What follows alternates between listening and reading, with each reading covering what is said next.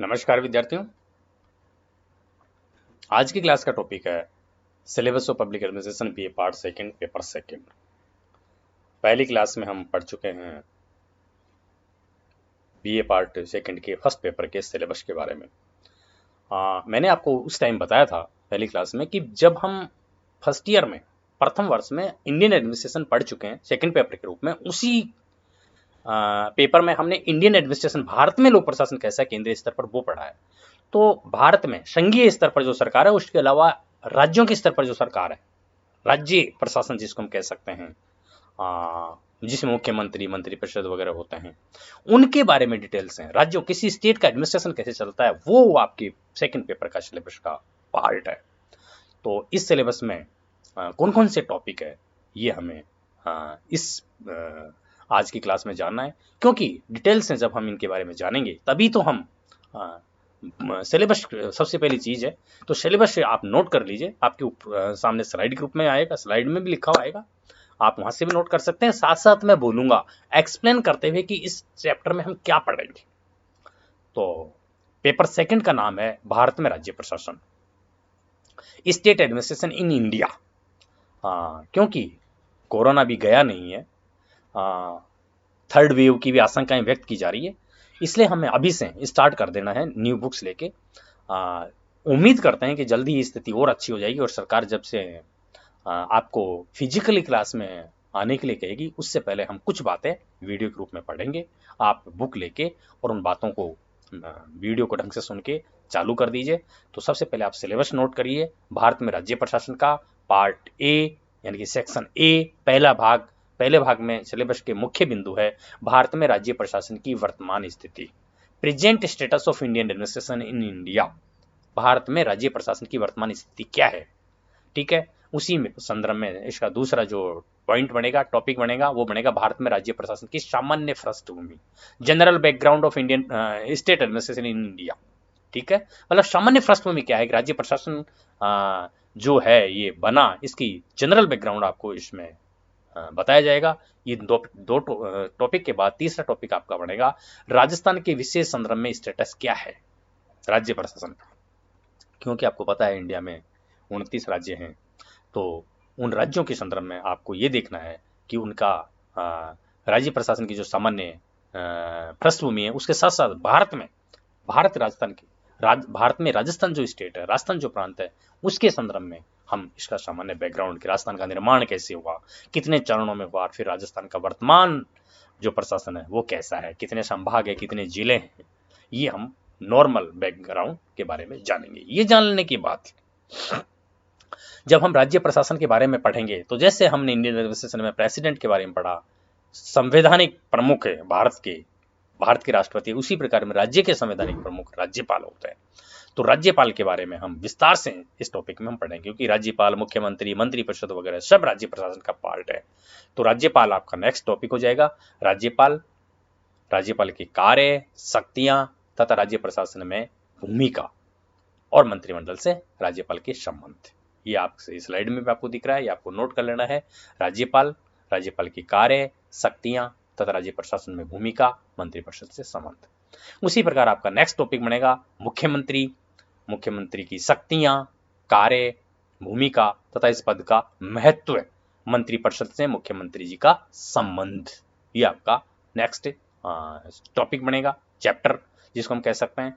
इसी सेक्शन में आपका एक नेक्स्ट चैप्टर दे रखा है राज्य सचिवालय का संगठन, ऑर्गेनाइजेशन ऑफ स्टेट सेक्रेटेरिएट। जैसे हमने बीए पार्ट फर्स्ट में इंडियन एडमिनिस्ट्रेशन में पढ़ा सेंट्रल सेक्रेटेरिएट, उसी प्रकार हर राज्य में भी राज्य प्रशासन को संचालित करने के लिए एक राज्य सचिवालय होता है। तो राज्य सचिवालय का संगठन आपके सिलेबस का पार्ट है। फिर जैसे हमने बीए पार्ट फर्स्ट में पढ़ा गृह मंत्रालय, कार्मिक, लोक शिकायत एवं पेंशन मंत्रालय, उसी प्रकार राज्य प्रशासन में जो प्रमुख मंत्रालय हैं वो उनको हम विभाग कहते हैं। यहाँ मंत्रालय की बजाय विभाग कहा जाता है राज्य प्रशासन में। सेंट्रल गवर्नमेंट में हम उनको मंत्रालय कह रहे थे। तो राजस्थान में गृह, वित्त तथा कृषि विभाग का संगठन तथा कार्यप्रणाली, 3 विभाग आपके सिलेबस में है।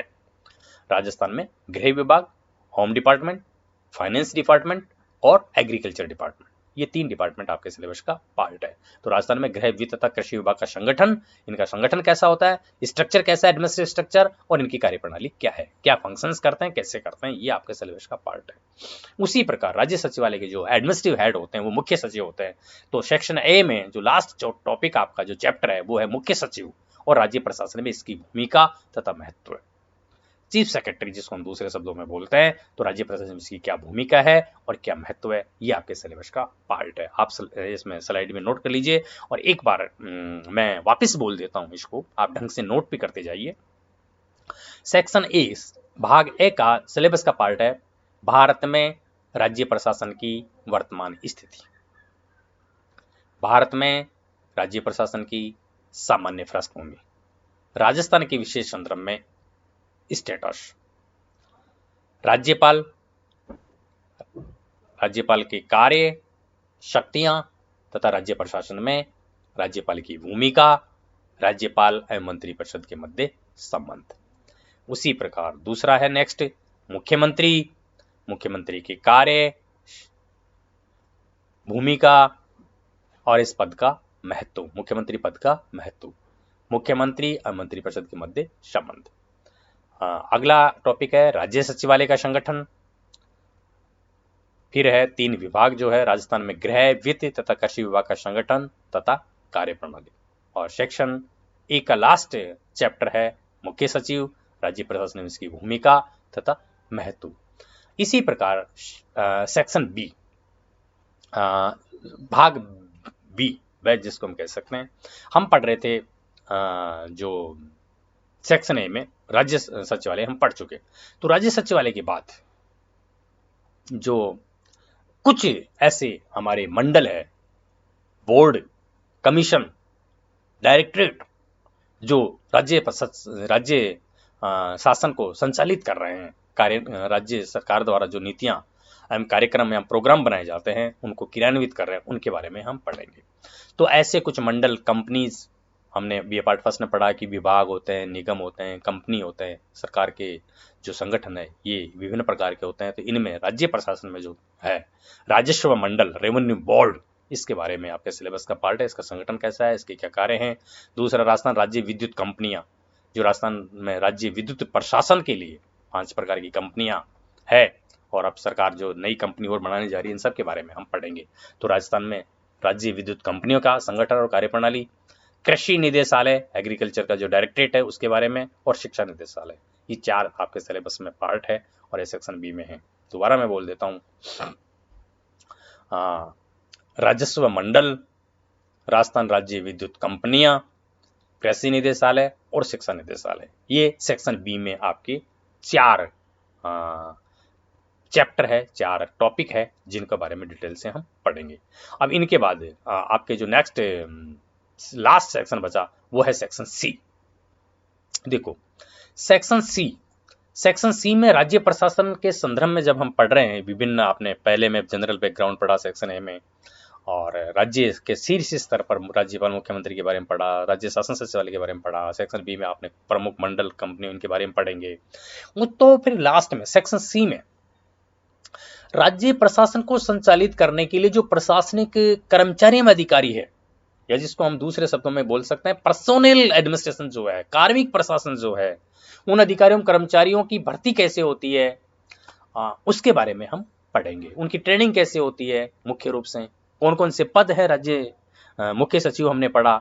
उसके बाद में राज्य प्रशासन के जो जिला स्तर पर, नीचे तहसील स्तर पर, क्या इवन ग्रामीण स्तर तक कौन कौन से प्रमुख प्रशासनिक अधिकारी होते हैं, कौन कौन से प्रशासनिक ऐसे पद होते हैं जिनका अध्ययन राज्य प्रशासन के संदर्भ में महत्वपूर्ण है, वो हम इस सेक्शन सी में पढ़ेंगे।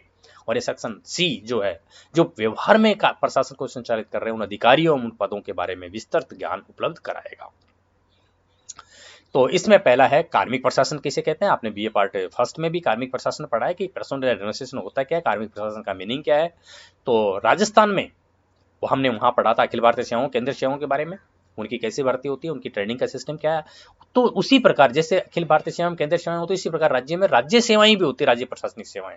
तो उन राज्य प्रशासनिक सेवाएं कौन कौन सी है प्रमुख, उनमें भर्ती का क्या तरीका है, कौन सी संस्था भर्ती करती है, सेकेंडली उनका ट्रेनिंग का क्या सिस्टम है, ये हम डिटेल से पढ़ेंगे। तो कार्मिक प्रशासन में राजस्थान राज्य में लोक सेवाओं, RAS Rajasthan administrative service, RPS इत्यादि की भूमिका, जो प्रमुख सेवाएं हैं, आपने इनका जनरल रोज जनरली नाम सुनते होंगे या रोजाना सुनते होंगे, RAS RPS, तो इत्यादि की क्या भूमिका है, इनकी ट्रेनिंग का सिस्टम क्या है, इसके बारे में प्रमुख कौन कौन सी सेवाएं हैं राज्य प्रशासन की, वो हम पढ़ेंगे।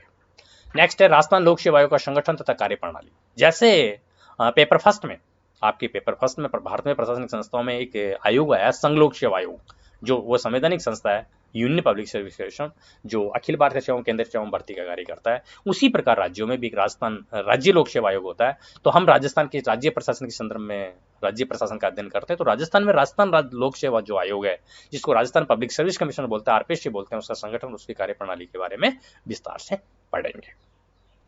उसी प्रकार राजस्थान में नेक्स्ट टॉपिक इसका बनता है राज्य लोक सेवाओं का प्रशिक्षण, ट्रेनिंग ऑफ स्टेट जो पब्लिक सर्विसेज है, इनकी विभिन्न सेवाओं का जो मैंने चर्चा करी, इनके ट्रेनिंग का क्या सिस्टम है, ये हम डिटेल से पढ़ेंगे।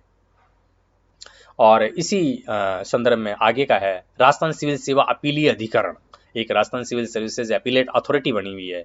सरकार एवं कर्मचारियों के मध्य विवाद जब होते हैं, तो कर्मचारी और सरकार दोनों के निर्णयों, दोनों के विवादों का निर्णय करने के लिए राजस्थान सिविल सेवा एक अपीलीय न्यायाधिकरण बना हुआ है, तो उसका संगठन कार्यप्रणाली हम पढ़ेंगे। उसी प्रकार जिला प्रशासन, डिस्ट्रिक्ट एडमिनिस्ट्रेशन, राज्य का हमें पता है कि राजस्थान 33 जिलों में बटा हुआ है। तो जिला स्तर पर जो सर्वोच्च प्रशासनिक अधिकारी होते हैं वो डिस्ट्रिक्ट कलेक्टर होते हैं, जिनको हम जिलाधीश बोलते हैं, जिला कलेक्टर बोलते हैं। तो जिला प्रशासन का संगठन कैसा होता है हम पढ़ेंगे। जिला स्तर पर जिलाधीश होते हैं, फिर ADM होते हैं, फिर SDM होते हैं, तहसीलदार होते हैं, तो वो जो संगठन कार्यप्रणाली वो हम पढ़ेंगे। तो डिस्ट्रिक्ट कलेक्टर नेक्स्ट टॉपिक आपका बनेगा, जिलाधीश। तो उस पद के क्या कार्य है, पदस्थिति क्या होती है, पोजीशन क्या है उनकी, क्या महत्वपूर्ण रोल प्ले करते हैं वो जिले के प्रशासन में, ये हम डिटेल से पढ़ेंगे। जिला में अधीनस्थ स्तरीय राजस्व प्रशासन के बारे में पढ़ेंगे कि जो रेवेन्यू एडमिनिस्ट्रेशन चला रहे हैं जिला स्तर पर, जिलाधीश होते हैं, उनके नीचे जो है सब डिविजनल मजिस्ट्रेट होते हैं, SDO जिसको हम बोलते हैं, SDM साहब, और फिर उनके नीचे तहसीलदार होते हैं, पटवारी होते हैं। तो इनके बारे में जो है राजस्व प्रशासन ये क्या कार्य करता है, ये हम डिटेल से पढ़ेंगे। SDO, तहसीलदार तथा पटवारी की भूमिका, ये आपका सेक्शन C का पार्ट है। दोबारा मैं आपको रिपीट कर दूं, कार्मिक प्रशासन सेक्शन C का आप स्लाइड में है, आप ढंग से नोट कर लीजिए, आपके सामने लिखा हुआ है। आप वीडियो को रोक रोक के ढंग से आप इस सिलेबस को नोट कर सकते हैं। कार्मिक प्रशासन, राजस्थान राज्य में लोक सेवाओं, RAS RPS इत्यादि की भूमिका, राजस्थान लोक सेवा आयोग का संगठन तथा कार्यप्रणाली, राज्य लोक सेवाओं का प्रशिक्षण, राजस्थान में राज्य प्रशिक्षण संस्थानों का संगठन एवं कार्य, राजस्थान सिविल सेवा अपीलीय न्यायाधिकरण, जिला प्रशासन का संगठन, जिलाधीश, कार्य तथा पदस्थिति, जिला एवं अधीनस्थ स्तरीय राजस्व प्रशासन, और SDO तहसीलदार तथा पटवारी की भूमिका। ये आपका सेक्शन C का एक पार्ट है जो आपको पढ़ना है, देखना है। आप चाहें तो मैं आपके ये सेक्शन A से वापस आपके सामने वो बता देता हूँ। सेक्शन A का जो सिलेबस के प्रमुख बिंदु हैं वो ये है, आपके सामने स्लाइड में है, आप इनको रोक के नोट कर सकते हैं। मैंने बोल दिया है पहले डिटेल से, ढंग से दोबारा बोल दिया था। ये सेक्शन B का है, आप इनको 4 जो ये मंडल कंपनियां निदेशालय हम बोल सकते हैं, ये आपके उसमें है। और लास्ट ये सेक्शन C जो आपके सामने है, ये है। अब दोनों पेपर का, पेपर फर्स्ट और पेपर सेकंड, दोनों का सिलेबस आपको मैंने नोट करवा दिया है, समझा दिया है। आप सबसे पहले इन पेपर्स के बारे में पढ़ने से, पढ़ाई की शुरुआत करने से पहले सबसे पहले सिलेबस नोट करें, और सिलेबस नोट करने के बाद, ये पहली शुरुआत है, आपको पता होना चाहिए कि मुझे कौन कौन से टॉपिक पढ़ने हैं। इन टॉपिक्स के बारे में मैं आपको नेक्स्ट क्लास में बुक्स के बारे में बताऊंगा। तो आपको बुक्स तुरंत खरीद लेनी है, और तुरंत खरीद के उन बुक्स में के अलावा जो मैं पढ़ाऊंगा, मैं नोट कराऊंगा, मैं PDF नोट्स दूंगा, वो प्लस आप इंटरनेट से भी जानकारी ले सकते हैं किसी उसके बारे में। इन सभी को मद्देनजर रखते हुए, इन सभी को ध्यान में रखते हुए आप नोट्स बना के ढंग से पढ़ते हुए, लिखते हुए आप तैयारी कीजिए। क्योंकि विशेषज्ञ कह रहे हैं कि अभी कोरोना गया नहीं है, तो हमें नहीं पता कि हम फिजिकली कब से क्लास चालू होने वाली है। माना है कि बीए पार्ट फर्स्ट की बजाय सिलेबस कम है, लेकिन रेगुलरली जब हम थोड़ा थोड़ा पढ़ेंगे, रिवाइज करेंगे, तो सिलेबस कवर होगा। और हम उम्मीद करते हैं कि कोरोना परमानेंट अब चला जाएगा, यानी कि आपकी रेगुलर जो पहले वाला प्रशासनिक परीक्षा का जो सिस्टम था वो लागू होगा। और परीक्षा का सिस्टम लागू होगा तो एग्जाम होनी होगी तो आप ढंग से तैयारी कर पाएंगे। तो एग्जाम में ढंग से अपना रिप्रेजेंटेशन, मतलब अपना लिख लिख के जब आप पढ़ लेंगे, आंसर लिखेंगे, तो जब ढंग से पढ़ लेंगे तभी आप आंसर लिख पाएंगे। और प्रमोट आप ये पार्ट फर्स्ट में हो गए हैं, लेकिन बी पार्ट सेकंड और थर्ड में जब आप रहेंगे तो आपकी एग्जाम होगी। तो एग्जाम होगी तो इसलिए आपको ढंग से पढ़ लेना है। या अब आप सिलेबस आज की क्लास के अनुसार कंप्लीट है।